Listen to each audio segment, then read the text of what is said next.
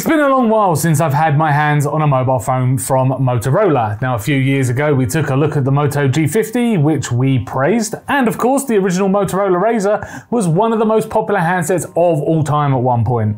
For this review, we've got the Motorola Edge 40 smartphone, which I've been using for the past couple of weeks and wanted to share my thoughts with you.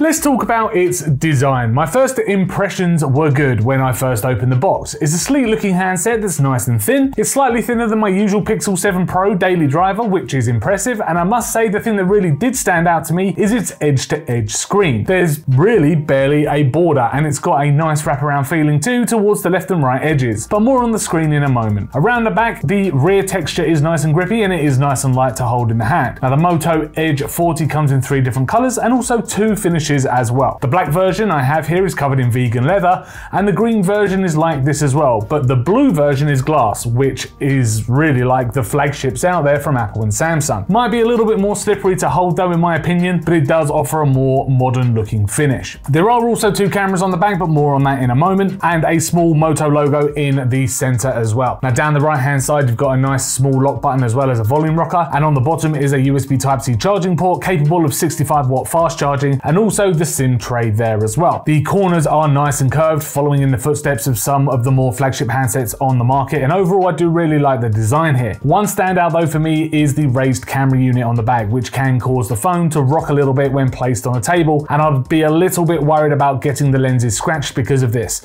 Now there is an included case in the box as well, so do get it covered when you first crack open the box. The Moto Edge 40 treats users to a fairly generous 6.55-inch display, which does feature a full HD resolution of 1080 by 2400. It is driven by a P-OLED technology and can produce a peak max brightness of 1200 nits. Its refresh rate also hits up to 144 Hz for nice smooth scrolling, and even for gaming if you're that way inclined. Now the screen itself is extremely versatile, and I've really failed to find a use case where I was left wanting more. Watching videos on YouTube or even films on Netflix, the colors looked really nice and sharp and super saturated, and the viewing angles were nice and wide as well. I checked out my usual 4K nature videos on YouTube and they looked absolutely wonderful. Even reading web pages, the text on the phone looks nice and sharp, and scrolling down pages kept the text nice and sharp thanks to that 144 Hz refresh rate. The Moto Edge 40 does feature what they are calling a peak display, which has been designed to mimic the fully fledged always-on display screens seen on other devices. The difference here though is the fact that the phone needs to detect either you pressing the screen itself or some kind of movement to activate. It's not always on,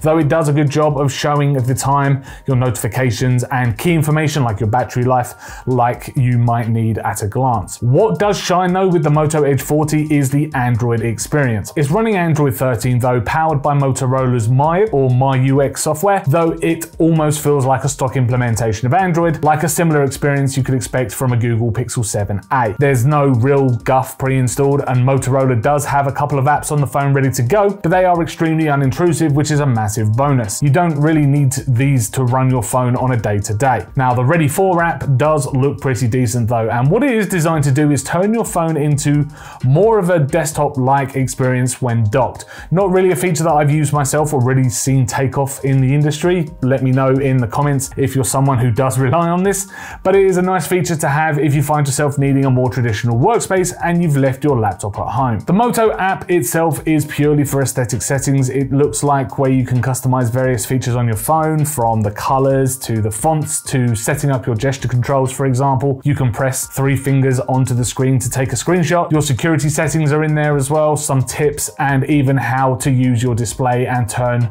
on and off the peak display, for example. So really, there's not much more to talk about with Android 13 here. It does work really well and is nice and fast thanks to the MediaTek Dimensity 8020 processor.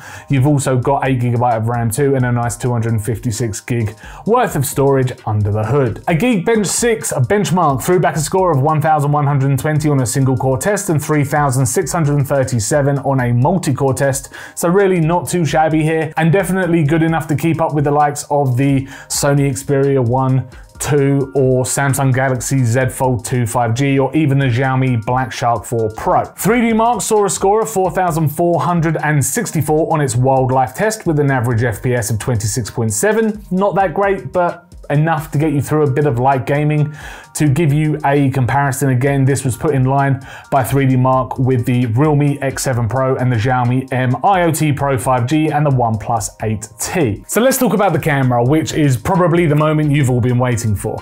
Is it any good, are you asking? Well, yes and no, in certain scenarios. Let's get that out of the way first before we go into the good. Now, I took a picture of a cathedral in Nottingham and it looked to put some kind of AI upscaling feature onto the photo, which pretty much washed away all of the shadows in the frame, creating what I would call a very flat image. It definitely wasn't that bright on the day. It was pretty overcast and grey, so the phone was definitely compensating for this. However, this was such a specific scenario where I saw this kind of thing happen, and it was more in low light situations as well. In broad daylight, as a car show I visited was a completely different experience. The colours of the images looked really sharp and vivid, and I think I got some pretty decent pictures with the Moto Edge 40. So let's talk about the hardware. Around the back, you've got two cameras, as mentioned before. The first is a 50 megapixel f1.4 wide angle camera, while the second is a 13 megapixel f2.2 ultra wide lens. You've got dual LED flash HDR capability with your media and a panorama mode as well. And for video, you've got a max resolution of 4K at 30 FPS, though if you do drop this down to 1080p, you can film it up to 120 FPS and at 720p at 240 FPS for some nice slow motion video. Other modes do include a nice portrait mode that does a pretty decent job with subject separation from the background, though hair can still be a bit of a problem, which is expected with mobile photography, especially on a mid-range handset. And you've also got a pro mode for changing things like shutter speed, aperture, and ISO settings for those of you who want a little more control over their images. Other features include an ultra-res mode for upscaling photos, a dual capture for both cameras to take a picture at the same time, you know, the back and the front, and a time-lapse mode for video as well. The camera quality overall is good, but it's not going to produce breathtaking photos. It's perfectly fine for the likes of Instagram or social media of your choice,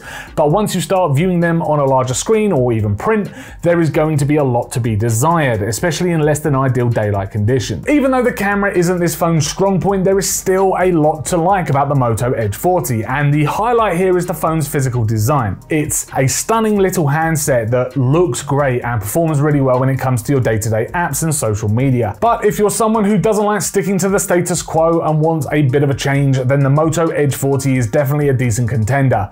Just don't get it if you're a budding smartphone photographer, because you may be left disappointed. Thank you very much for checking out our video review of the Motorola Edge 40 smartphone. If you did enjoy this video, please hit that like button, subscribe to keep up with our latest tech and gaming videos, and also let us know in the comments down below what you think about this phone. Is it something that you would purchase for yourself, or is there a phone on the market that you are looking to purchase around this kind of price?